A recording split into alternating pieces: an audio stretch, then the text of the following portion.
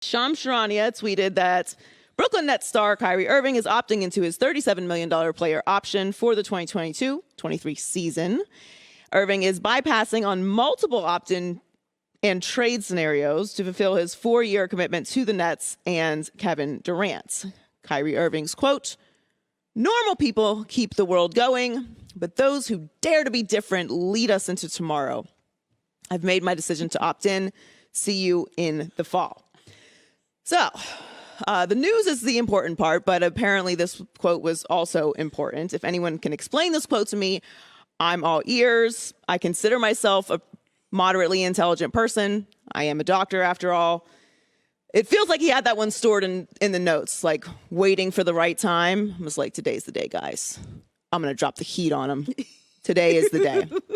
So he insults normal people who make the world go round, according to this quote, which seems pretty important, and then considers himself daring that he opted into a player option for $37 million that was negotiated between you and your employer after testing free agency, which seems very, very normal amongst the scope of the NBA offseason, but whatever.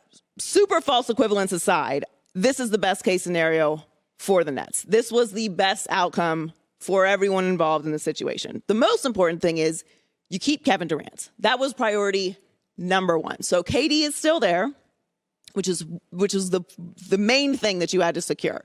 The other part is you aren't stuck with Kyrie for multiple years in a massive guaranteed contract. So you have essentially one more year to run this back with Kevin Durant, Kyrie Irving, and hypothetically Ben Simmons. I know he's there again until I see him, on a court. I'm not going to really consider that to be an option for them. But we talked a lot about this yesterday. It seems like this was where it was all going to end up, with Kyrie staying with the Nets. It's the best case scenario for Kyrie as well. He's going to keep the most amount of money, although I really think that would have been the innovative outcome to this situation. The normal thing would be to take the $37 million. The innovative thing would be to leave and come to the Lakers for $6 million. But what do I know? I do think that this is the best case scenario. It seemed very, very clear that KD wanted Kyrie to be there. They should run this back one more time. It'll be a different case scenario for Kevin Durant after this year. And that being said, this doesn't mean that Kyrie still can't be moved, but I believe there wasn't a market. Yes, the Shams were reporting that there were multiple sign and trade scenarios. That wasn't anywhere around. It was very clear that the Lakers were the only ones who were actually interested in it. And it seems that they were willing to make a massive move for him with what? Who knows? But in the end, he's back with the Brooklyn Nets. This is the right scenario for the Brooklyn Nets. It's the right scenario for KD. It's the right scenario for Kyrie. It could have been a disaster. You lose Kyrie, you lose Kevin Durant. Everything that you mortgage your future for is gone, and you're stuck with Ben Simmons, who is clearly not a one, and we'll find out eventually if he's still even going to play. So everyone won in this situation. Just take a deep breath. I don't know if they're a championship team, but they'll certainly be in contention if they run it back with this and add a few extra pieces. So this is the best case scenario for everyone, and I'm glad it worked out. And now we get to watch KD and Kyrie, of course, pending that Kyrie plays basketball and Ben Simmons plays basketball. So the other news that we got yesterday from Woj was that John Wall is planning to sign with the Los Angeles Clippers once he clears waivers. Other teams are calling to pursue John Wall in free agency, but his intention is to join the Clippers. That is per Adrian Wojnarowski of ESPN. So I have a lot of questions about the Clippers, but I'm still going to do that thing where I fall for them again this year. I'm going to do it. I'm going to fall for them. They have a lot that I like about them. First of all, Ty Lue, championship-winning coach, very well-respected.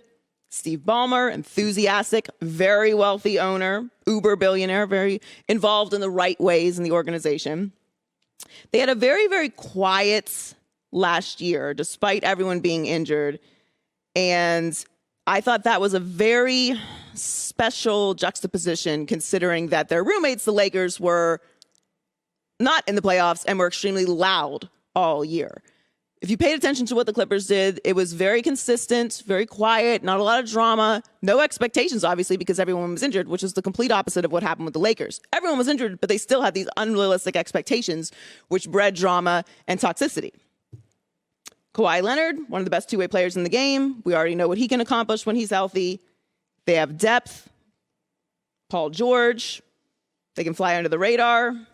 Now it appears they're adding John Wall, who, I understand, did not play a lot of basketball over the past couple years, but when he is available, he is a big contributor. And if he doesn't have to be the number one guy or even the number two guy, I think this is a great situation. 20 points, over 8 assists, shoots 42%. I'll take that on a team with Paul George and Kawhi Leonard any day. So I think that's a great situation. However, I have to consider all of the elements that come with the Clippers that I don't like. Like, Kawhi doesn't seem like he's ever going to be healthy again. He's played in 133 games and missed 125. Paul George played in 31 games last year. Hasn't played more than 54 since he joined the team. And John Wall has played in 40 games in the last 3 years. So anytime we look and speculate about any of these teams and their rosters, of course, we're dreaming that everyone is going to be available and play for most of this season, and most importantly, be healthy for the postseason, because they're not making all these moves, all these aggressive swings to be awesome during the regular season.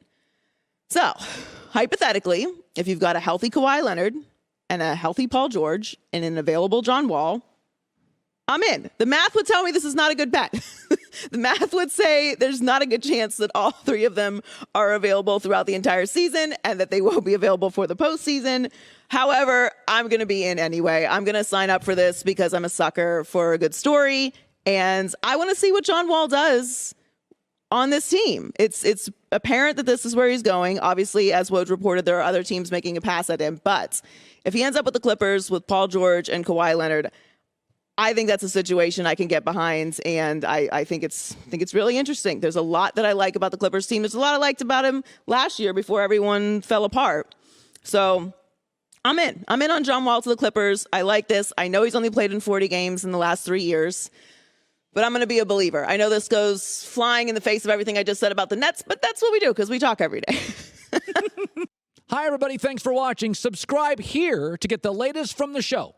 Also, be sure to check out more of the best clips from The Herd or go watch a few segments from other shows on FS1.